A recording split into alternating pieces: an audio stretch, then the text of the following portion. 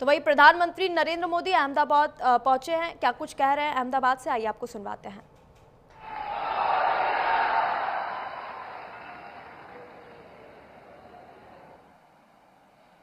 ये मेरा सौभाग्य है कि आज मुझे विकास के अनेक प्रोजेक्ट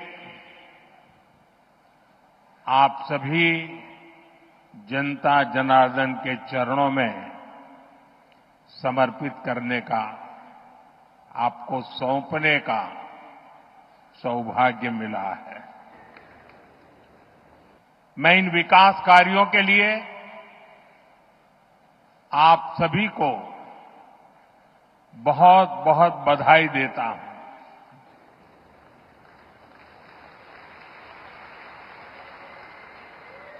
साथियों, मानसून के इस सीजन में गुजरात में भी कई इलाकों में भारी बारिश हो रही है। देश में भी जिस प्रकार से बादल फटने की एक के बाद एक घटनाएं घट रही हैं, और जब टीवी पर विनाश लीला देखते हैं तो अपने आप को संभालना मुश्किल हो जाता है।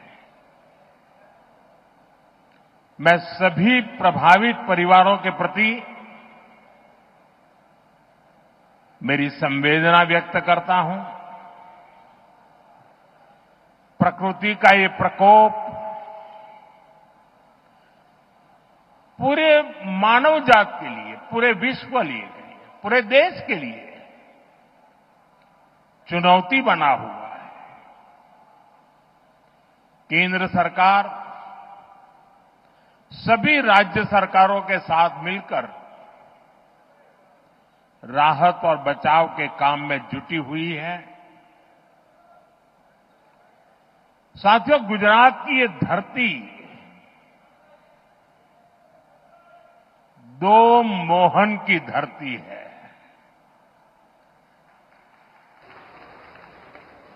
एक सुदर्शन चक्रधारी मोहन यानी हमारे द्वारकाधीश श्री कृष्ण, और दूसरे चरखाधारी मोहन यानी साबरमती के संत पूज्य बापू। भारत आज इन दोनों के दिखाए रास्ते पर चलकर के निरंतर सशक्त होता जा रहा है। सुदर्शन चक्रधारी मोहन ने हमें सिखाया है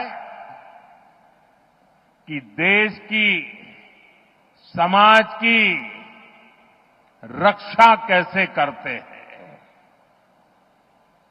उन्होंने सुदर्शन चक्र को न्याय और सुरक्षा का कवच बनाया, जो दुश्मन को पाताल में भी खोज कर सजा देता है। और यही भाव आज भारत के फैसलों में भी देश अनुभव कर रहा है।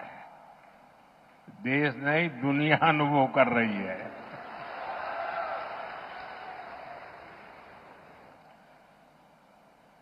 આપણા ગુજરાતે તો અને અમદાવાદે જૂના કેવા દિવસો જોયા છે, જ્યારે હુલ્લડબાજો, ચક્કા ચલાવનારાઓ પતંગમાં લડાઈ કરીને લોકોને ઢાળી દે, કર્ફ્યુમાં જીવન ગુજારવું પડે, વાર તહેવારે અમદાવાદની ધરતી રક્ત રંજીત થઈ જતી હતી। आतताइयों, ये हमारा खून बहाते थे और दिल्ली में बैठी कांग्रेस सरकार कुछ नहीं करती थी।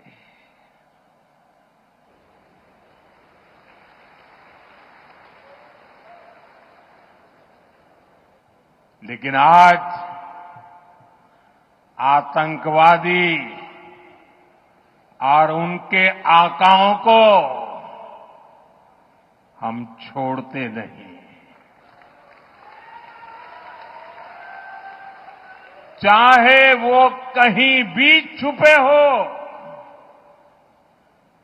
दुनिया ने देखा है कि पहलगाम का बदला भारत ने कैसे लिया।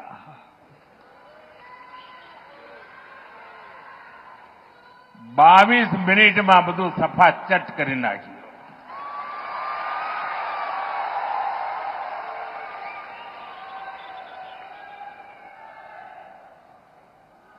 અને સેંકડો કિલોમીટર અંદર જઈને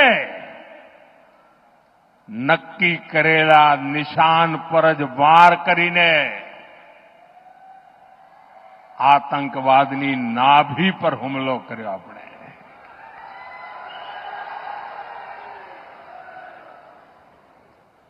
ऑपरेशन सिंदूर हमारी सेना के शौर्य और सुदर्शन चक्रधारी मोहन के भारत की इच्छा शक्ति का प्रतीक बन गया है। साथियों, चरखाधारी मोहन हमारे पूज्य बापू ने भारत की समृद्धि का रास्ता स्वदेशी में बताया था।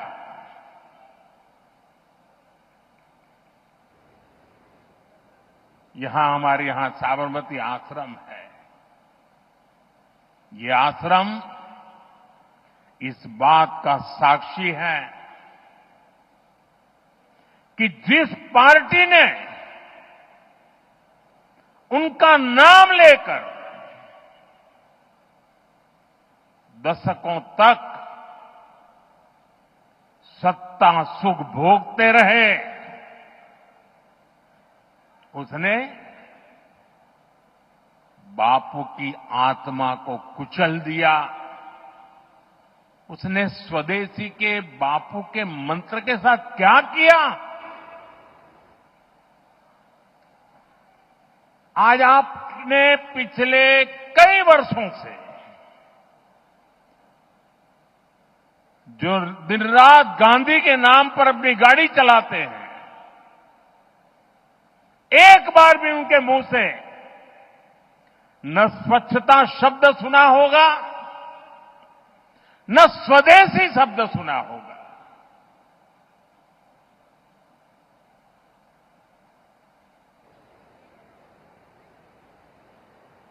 ये देश समझ ही नहीं पा रहा है कि उनकी समझ को क्या हुआ है।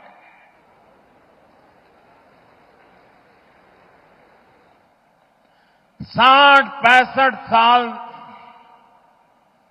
देश पर शासन करने वाली कांग्रेस ने भारत को दूसरे देशों पर निर्भर रखा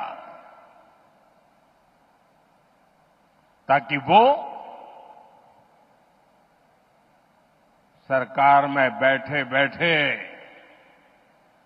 इंपोर्ट में भी खेल कर सकें, घोटाले कर सकें। लेकिन आज भारत ने आत्मनिर्भरता को विकसित भारत के निर्माण का आधार बना दिया है। अपने किसानों, अपने मछुआरों, अपने पशुपालकों, अपने उद्यमियों के दम पर भारत तेजी से विकास के रास्ते पर चल रहा है, आत्मनिर्भरता के रास्ते पर आगे बढ़ रहा है। અને આપણા ગુજરાતમાં તો પશુપાલકો એટલી બધી સંખ્યામાં છે અને આપણા ડેરી સેક્ટરની તાકાત જુઓ ને. હું આજે જ હમણાં ફિજીના પ્રધાનમંત્રી સાથે મીટિંગ કરીને આવી રહ્યો છું. એ પણ આપણા ડેરી સેક્ટરને, આપણી કોઓપરેટિવ મૂવમેન્ટને ખૂબ આદરપૂર્વક વર્ણન કરીને કહેતા હતા કે મારા દેશમાં પણ કંઈક આવું થાય. સાથીઓ, આપણા પશુપાલકોએ અને પશુપાલનમાં તો ગુજરાતમાં બહેનોનું સૌથી મોટું યોગદાન હોય છે. આ બહેનોએ પશુપાલન કરીને આપણા ડેરી સેક્ટરને મજબૂત બનાવ્યું, આત્મનિર્ભર બનાવ્યું અને આજે ચારે તરફ એના જયગાન ચાલી રહ્યા છે. लेकिन साथियों, आप सभी आज दुनिया में आर्थिक स्वार्थ वाली राजनीति सब कोई अपना करने में लगा है, उसे हम भली भांति देख रहे हैं. मैं अहमदाबाद की इस धरती से अपने लघु उद्यमियों से कहूंगा, मेरे छोटे छोटे दुकानदार भाई बहनों से कहूंगा, मेरे किसान भाइयों से कहूंगा, मेरे पशुपालक भाई बहन से कहूंगा. तो आज